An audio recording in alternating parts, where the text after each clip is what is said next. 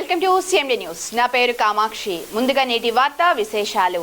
రజకులను schedule కులాల SC జాబితాలో చేర్చాలని డిమాండ్ చేస్తూ ఈ నెల 31న రాష్ట్ర వ్యాప్తంగా జిల్లా కలెక్టర్లకు వినతి పత్రాలు అందజేయనున్నట్లు ఏపీ రాష్ట్ర రజక ఎస్సీ సాధనా కమిటీ ప్రకటించింది. 18 రాష్ట్రాలు 3 కేంద్రపాలిత ప్రాంతాల్లో రజకులు ఎస్సీ జాబితాలో ఉన్నప్పటికీ ఆంధ్రప్రదేశ్లో చేర్చకపోవడం నాయకులు ఆవేదన వ్యక్తం చేశారు. గతంలో ఇచ్చిన హామీల మేరకు ప్రభుత్వం వెంటనే చర్యలు తీసుకోవాలని డిమాండ్ చేశారు. ప్రభుత్వం స్పందించకపోతే ఉద్యమాన్ని మరింత ఉధృతం చేస్తామని హెచ్చరించారు. రజక ఎస్సీ సాధన కమిటీ రాష్ట్ర కన్వీనర్ అక్కినేపల్లి లక్ష్మయ్య తిరుపతి,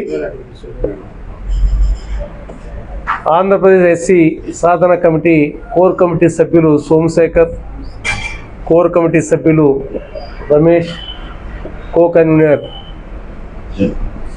వెంకటేష్,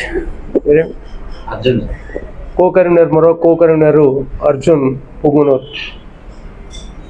ఈరోజు ముఖ్యంగా ఆంధ్రప్రదేశ్ రాష్ట్ర ఎస్సీ సాధన కమిటీ ఆధ్వర్యంలో మా రాష్ట్ర కన్వీనర్ అక్కినేపల్లి లక్ష్మయ్య తిరుపతి ఇచ్చేశారు. కోర్ కమిటీ సభ్యులు కూడా ఇచ్చేశారు. కాబట్టి వారి ఆధ్వర్యంలో పత్రికా విలేకరుల సమావేశం ఏర్పాటు చేశాడు. ముఖ్య ఉద్దేశం, ఆంధ్ర రాష్ట్రంలో 27 లక్షల మంది రజకులు ఉన్నారు. భారతదేశంలో 18 రాష్ట్రాలు 3 కేంద్ర పాలిత ప్రాంతాలలో రజకులు షెడ్యూల్ కులాల జాబితాలో ఉన్నాం. గత 50 సంవత్సరాలుగా కూడా రాష్ట్ర ప్రభుత్వాలు కేంద్ర ప్రభుత్వాల పైన చాలామంది మహనీయులు మా కులం నుండి ఉమ్మడి రాష్ట్రం ఉన్నప్పటికీ కూడా రజకులను షెడ్యూల్ కులాల జాబితాలో చేర్పించాలని అనేక మంది ప్రధానమంత్రులకు ముఖ్యమంత్రులకు విజ్ఞప్తి చేశాం. అనేక పోరాటాలు కూడా చేశాం, ఢిల్లీ స్థాయి నుండి గల్లీ స్థాయి వరకు. అయితే తెలుగుదేశం పార్టీ ఆవిర్భావం తర్వాత స్వర్గీయ నందమూరి తారక రామారావు గారు క్యాబినెట్లో ఆమోదింపు చేసి కేంద్రాన్ని సిఫార్సు చేశారు. 1 నేషన్ 1 సిటిజన్ నరేంద్ర మోడీ గారు చెప్తున్న విధంగా కేంద్రాన్ని సిఫార్సు చేసి ఉమ్మడి ఆంధ్ర రాష్ట్రంలో రజకులను మొత్తం కూడా షెడ్యూల్ కులాల జాబితాలో చేర్పించమని. అయితే ఆనాడు కేంద్రం షెడ్యూల్ కులాల జాబితాలో చేర్పించాలనుకున్నప్పుడు ఒక కమిషన్ వేయాలి. కమిషన్ నివేదికను ఆధారంగా తీసుకొని చట్టసభలో ఆమోదించి కేంద్రాన్ని సిఫార్సు చేయాలని సాంకేతిక కారణాల వల్ల ఫైల్ను తిప్పి పంపడం జరిగింది. తర్వాత కాంగ్రెస్ ప్రభుత్వాలు వచ్చినా ఎవరు కూడా పట్టించుకోలేదు. 2014లో రాష్ట్ర విభజన అనంతరం ఆంధ్ర రాష్ట్రంలో ఈనాటి ముఖ్యమంత్రి, ఆనాటి ప్రతిపక్ష నేత గౌరవ చంద్రబాబు నాయుడు గారు తెలుగుదేశం ప్రభుత్వం అధికారంలోకి వచ్చిన వెంటనే తప్పకుండా రజకులు షెడ్యూల్ కులాల జాబితాలో చేర్పిస్తామని 2014 ఎన్నికల మేనిఫెస్టోలు పెట్టారు. ఈ రాష్ట్రంలో రజకులందరూ కూడా చంద్రబాబు నాయుడు గారి మాటను నమ్మి ఆనాడు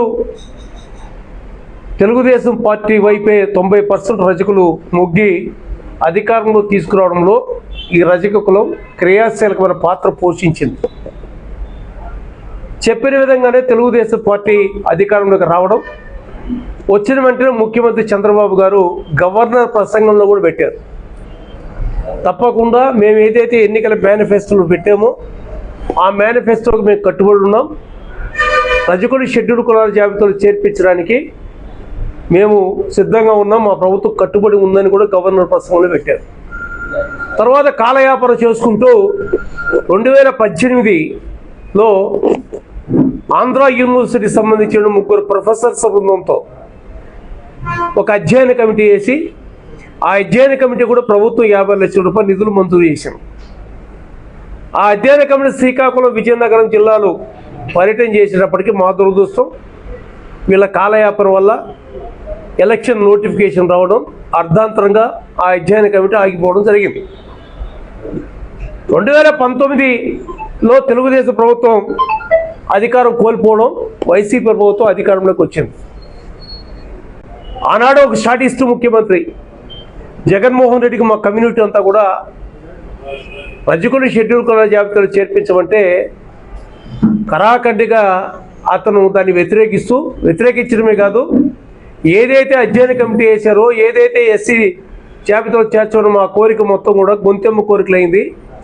ఆ 5 సంవత్సరాలు కూడా రజకుల సంక్షేమ అభివృద్ధి కార్యక్రమాలతో పాటు ఈ షెడ్యూల్ కులాల జాబితాలో చేర్పించే విషయం పూర్తిగా కూడా భూస్థాపితం చేయడం జరిగింది. తర్వాత వచ్చినటువంటి 2019 24 ఎన్నికల్లో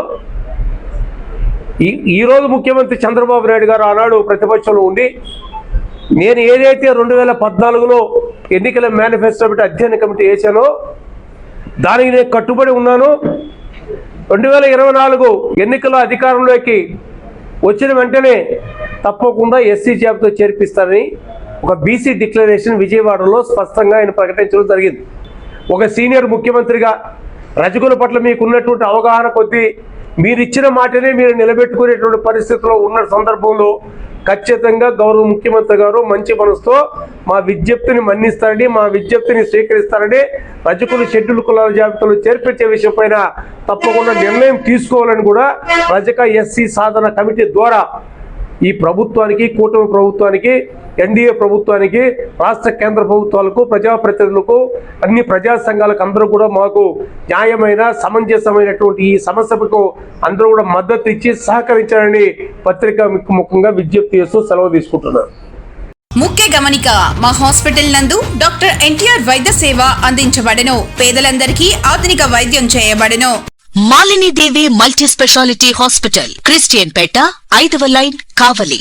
doctor Guttipati Malinidevi, MBBS, MS, OBGY, కాన్పులు మరియు గర్భకోశ వ్యాధి నిపుణులు. మాలినీదేవి మల్టీ స్పెషాలిటీ హాస్పిటల్ నందు అందించు వైద్య సేవలు: సాధారణ కాన్పులు, సిజేరియన్లు, లాప్రోస్కోపిక్ ద్వారా గర్భసంచికి సంబంధించిన ఆపరేషన్లు, ట్యూబెక్టమీ, పిల్లలు లేకుండా operation, high risk pregnancy, ectopic pregnancy మరియు గర్భసంచి నీటి బుడగలు, గర్భసంచి జారిన ఆపరేషన్లు, రొమ్ముగడ్డలకు చికిత్స, నెలసరి ఇబ్బందులకు చికిత్స, మెనోపాజ్ సమస్యలకు చికిత్స చేయబడును. స్త్రీలకు సంబంధించిన అన్ని సమస్యలకు చికిత్స చేయబడును. Doctor Battina Narendra Babu, MBBS, MS, general and laparoscopic surgeon. Laparoscopic ద్వారా అపెండిసెక్టమీ, 24 గంటల కడుపు నొప్పికి చికిత్స, హెర్నియా మరియు పిత్తాశయంలో రాళ్లు తీయబడెను. వరి బీజం, హెర్నియా, నరాలు ఉబ్బడం, హైడ్రోసెల్, థైరాయిడ్ ఆపరేషన్లు చేయబడెను. Malinidevi multi speciality hospital, Christian పేట, 5వ లైన్, కావలి. ఫోన్ నంబర్స్ 9398665676 మరియు 08626245167.